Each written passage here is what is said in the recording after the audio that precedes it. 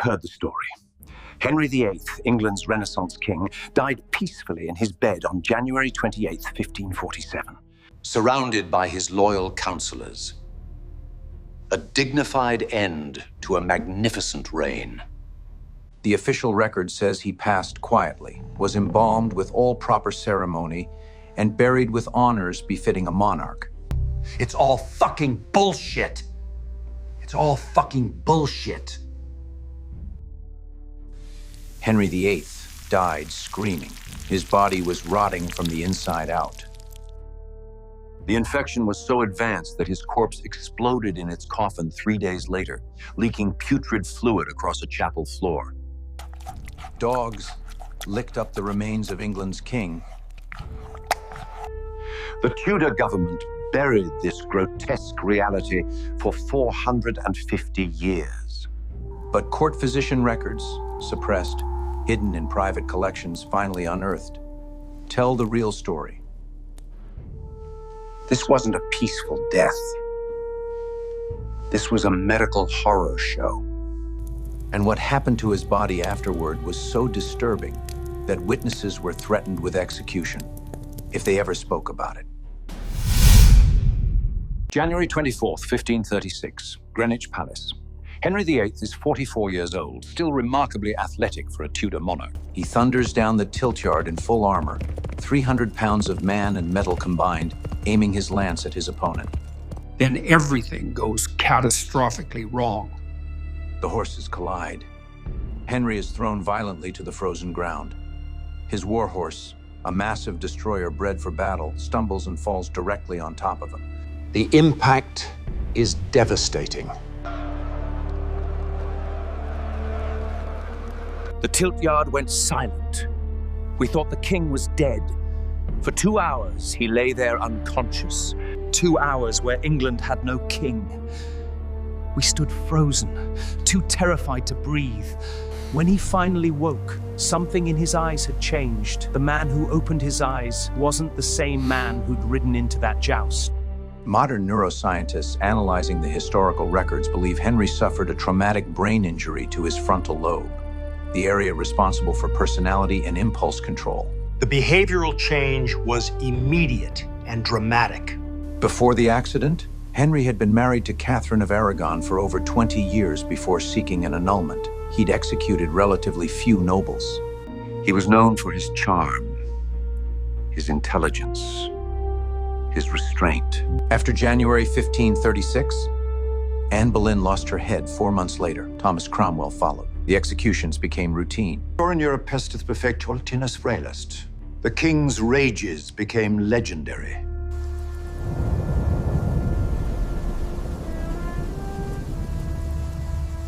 I don't remember the accident clearly. I remember the ground rushing up. Then nothing. Then waking to faces staring down at me like I was already a corpse. But something felt different. Wrong. Like part of me stayed on that frozen ground and never got back up. The anger came easier after that. The suspicions. The certainty that everyone around me was plotting my destruction. But the brain injury was just the beginning.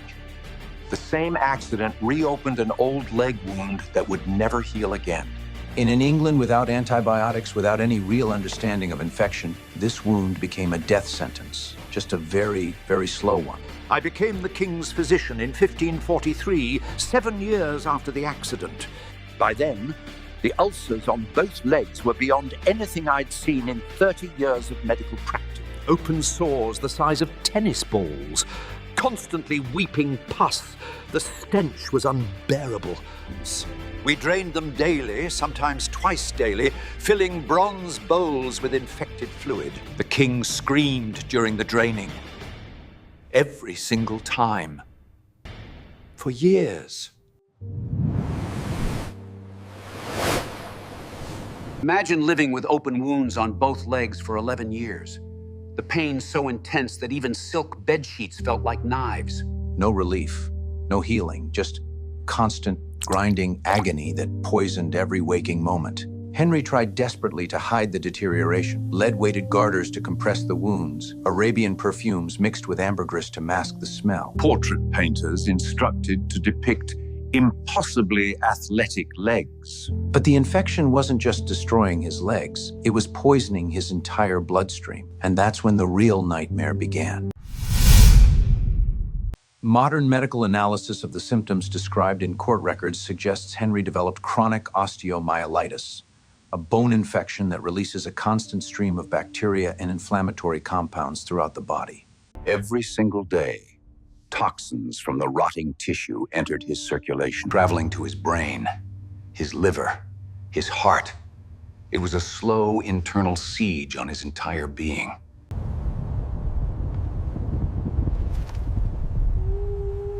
The pain was excruciating, constant. Imagine the worst toothache you've ever experienced, but in your legs, never stopping, for over a decade. The fever came and went in waves. One day he'd be drenched in sweat, the next shivering with chills so violent his teeth cracked.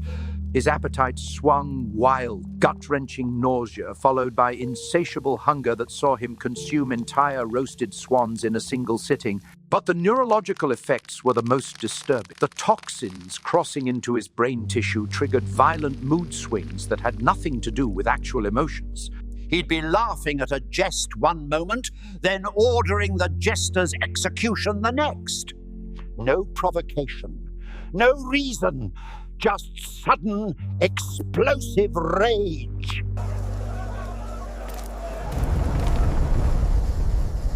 The paranoid delusions became commonplace.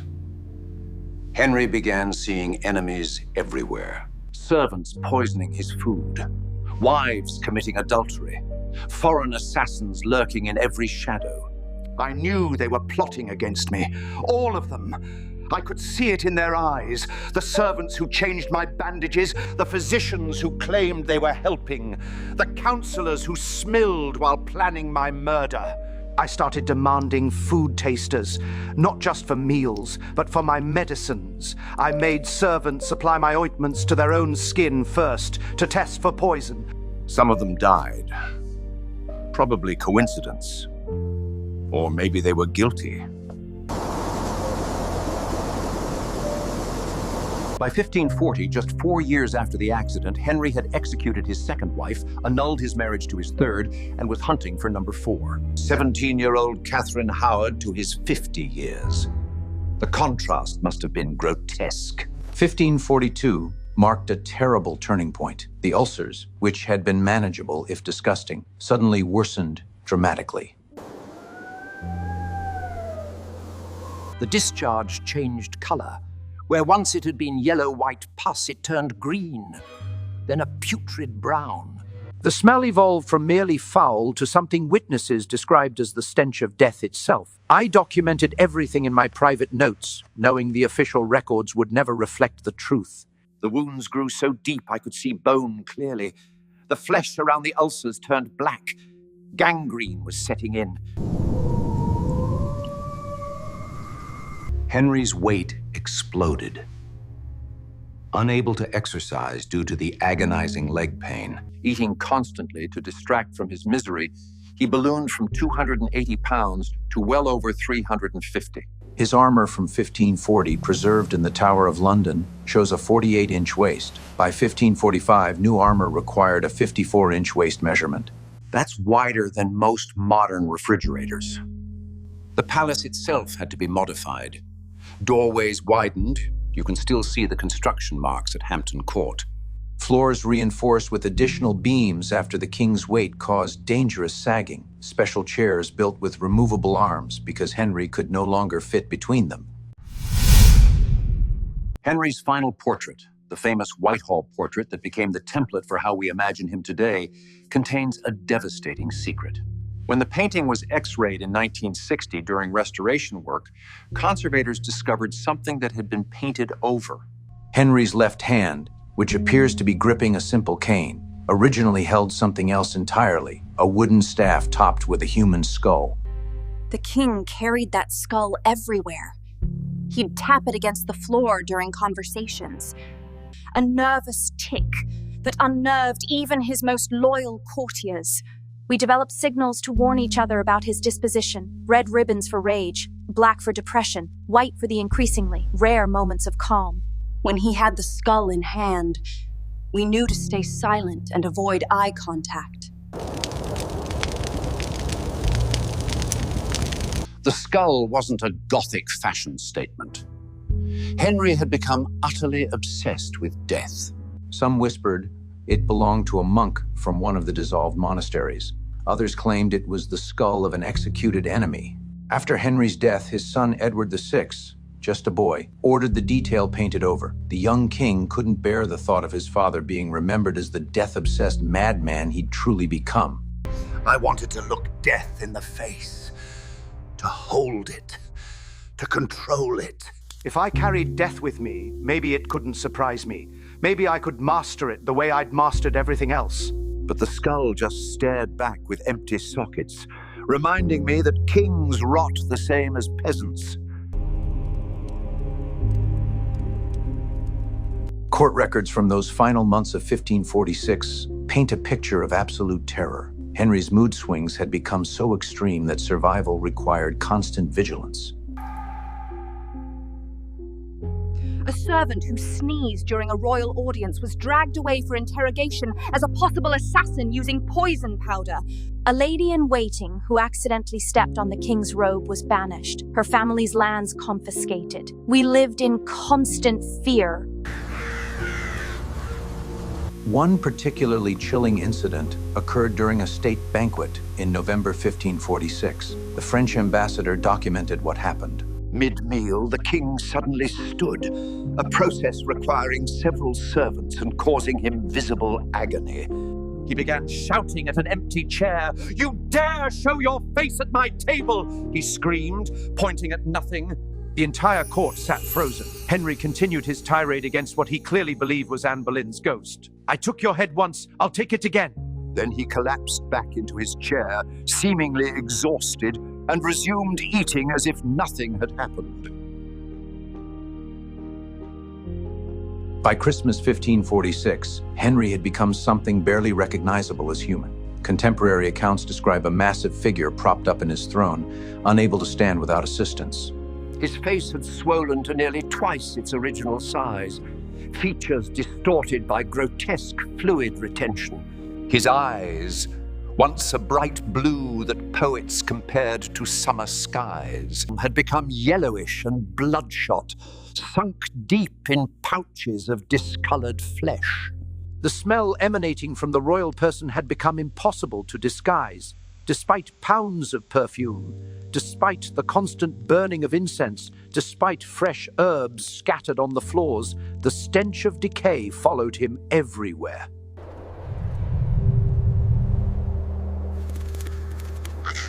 Courtiers would discreetly hold pomanders to their noses when approaching the throne.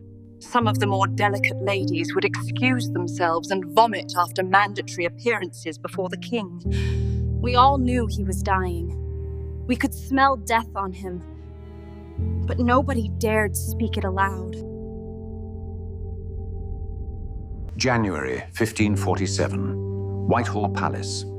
Henry VIII enters his final agonizing decline. And what happens next is so disturbing that his own government suppressed the records for centuries. The official record states Henry died peacefully. Archbishop Cranmer's private diary, discovered in the Lambeth Palace Library in 1983, tells a very different story. I was summoned near midnight on January 27th. When I entered the royal bedchamber, I found a scene from hell itself. Henry was experiencing seizures so violent that 6 men had to hold him down to prevent him from injuring himself further. His massive body convulsed with such force that the reinforced bed frame cracked. He vomited black bile, a sign his digestive system was hemorrhaging internally. The smell was beyond description. I had to excuse myself twice to vomit. I've administered last rites to plague victims, to men dying of battle wounds, but nothing prepared me for this. During brief moments of stillness, Henry's eyes would focus on things that weren't there. He cried out for his dead children, the miscarriages, the stillbirths. He begged them to forgive him, promised to be a better father if they would just come back. Then his voice would change, becoming high and terrified as he screamed about flames. He demanded someone put out the fire that only he could see. As the clock approached 2 a.m. on January 28, his breathing changed to what I now know physicians call the death rattle, a wet gurgling as the lungs filled with fluid. I asked him to squeeze my hand if he trusted in Christ for salvation. He squeezed once, weakly. Then his grip went slack. At 2:07 a.m., January 28, 1547, King Henry VIII was dead. But the horror wasn't over. Henry's corpse began decomposing with shocking speed. The infection didn't stop with death. It accelerated. Within hours, his already bloated body swelled even larger as bacteria produced gases inside the corpse. The smell impossibly grew worse. When we opened the body to remove organs for preservation, we discovered the true extent of internal decay. The liver was so enlarged and diseased it fell apart when touched. The heart was swollen to twice normal size, surrounded by yellow fluid. The intestines were black with gangrene. The Privy Council kept Henry's death secret for 3 days. They desperately needed time to handle the rapidly deteriorating corpse. We packed the body cavity with over 100 pounds of salt and aromatic herb. We wrapped the corpse in wax cloth soaked in turpentine. We sealed everything in a massive lead coffin that required special reinforcement. During the lying in state at Whitehall, witnesses reported strange sounds from the coffin, pops and gurgles as gases continued building inside. Then came the procession to Windsor on February 14th. The journey stretched to 3 days. On the second night at Syon Abbey, the pressure became too much. The coffin split open with a sound like a thunderclap. Putrid fluids leaked out, pooling on the chapel floor. The smell was so overwhelming that guards fled their posts. In the morning, we discovered dogs had entered during the night. They were licking at the fluids that had leaked from the king's coffin. God's anointed, who broke from Rome to assert his divine right, ended as food for scavenging dogs. Edward Seymour ordered all witnesses to absolute silence on pain of death. The official record stated simply that Henry died peacefully and was buried with appropriate honors. The truth would have destroyed royal prestige. We couldn't let England know their king died screaming, that his corpse exploded, that dogs licked up his remains. So we buried the evidence, along with the body. The truth stayed hidden for centuries. The golden Renaissance prince, once called the handsomest ruler in Christendom, ended as a 400-pound mass of infection and decay. The king who executed wives and terrorized a nation died rotting from the inside out. And the Tudor government successfully erased it all. That is all for this video. Subscribe to the channel, and I'll see you in the next one.